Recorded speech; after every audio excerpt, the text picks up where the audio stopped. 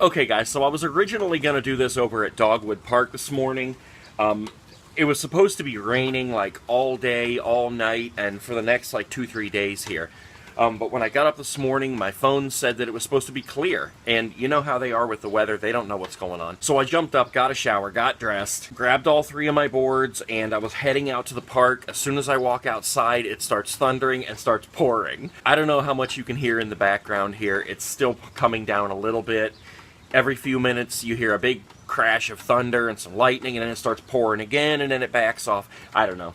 Like I said a billion times before, this is Ohio. So I went ahead and just set this up on my porch, but I get a lot of questions about my setups, what I'm skating, and so I thought I would kind of take some time here to talk to you guys about each of my setups and the difference between each, and my own personal experience of how they feel, what I like, what I don't like. So as you can see here, I have all 3 of my setups. The first one here is the Mike Vallely Barnyard reissue by Street Plant. That's Mike Vallely's own brand. This was originally put out in, I believe, 1989, 1990 by World Industries, back when it was SMA World Industries, my favorite company under the sun. This was a deck I always wanted back in a day that I never actually bought. I don't know why. I always went for things like the Adrian Domain and the small room box and things like that.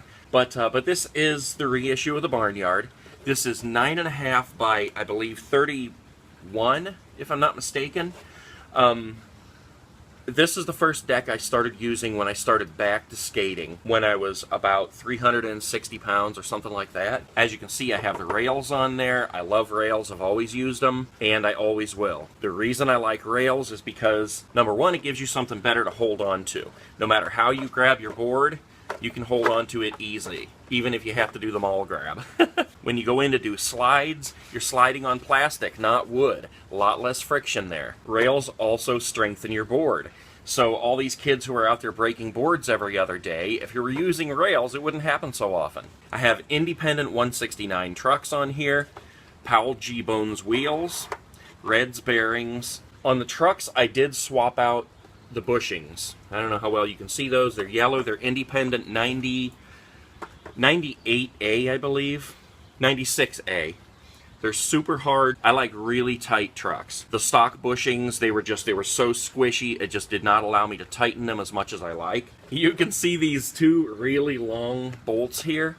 When I was putting these together, I lost 2 of my bolts, so I just had to kind of grab what I had, but they've worked out perfectly fine.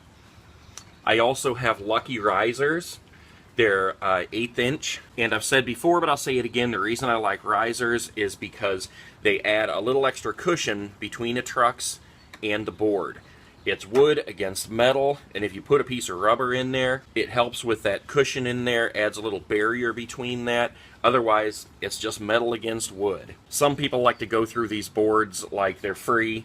I like to protect my stuff. Now, I think what I'll do is tell you what I have set up on each board, and then we'll go back through and I'll talk about how they ride. So my second setup here is one of my own decks, my Era skateboarding deck.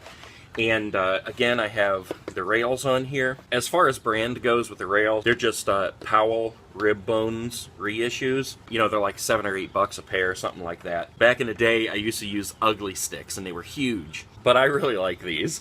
They serve the purpose. So let's see, I have independent 149s on here. These are the Black Hearts.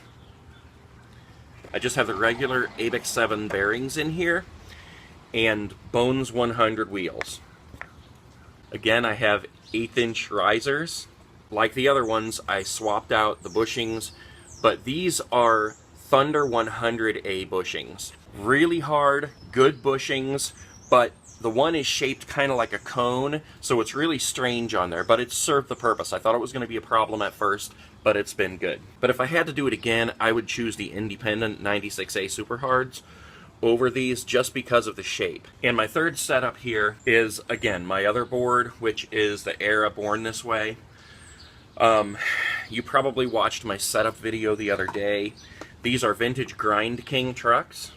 I don't know if you can see that very well.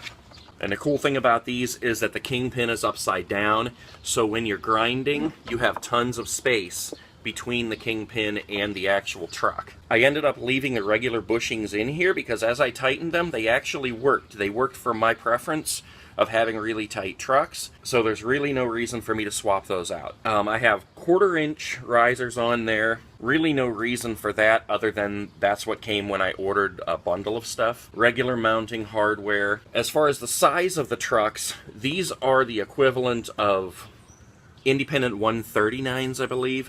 They're a little bit smaller than the 149s, but they're tough. I mean, these things are, I used to use these back in a day, and these are some tough trucks. Now, the wheels I have on here right now are these A1 meats. I don't like them. I thought I was really going to love them.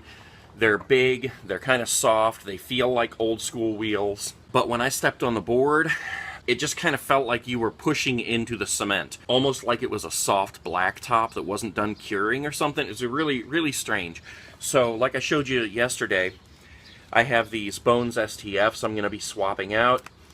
I usually don't like the smaller wheels, but the thing is, after I skated these the other day, and I put this deck away, and then I jumped on the other deck with the Bones 100s that I usually complain about and I say I don't like, I loved them. I mean, it was really crazy. I usually prefer the other ones, the G-Bones, but I loved those, so I went ahead and gave these a try. Lulu-chan actually told me about these, and so I grabbed them up right away. So I'm going to be putting these on here for the next time I skate this deck. As far as grip tape goes, if anybody cares, I have Black Diamond on this one. This is just a generic, but it was blue, so I thought it was cool. And I like it. I mean, it's grip tape, you know? And then on this one, I believe this was my generic industrial grip tape that I bought a giant roll of, and this actually is the best grip tape I've felt. It's really rocky, it feels great, it tears your hands up, but I really like it. So I've never really thought that any brand of grip tape was any better than any other, but if I had to choose between the ones that I have, I would say this is probably my favorite, and it's just generic. So the sun is coming out now, you can hear the birds again.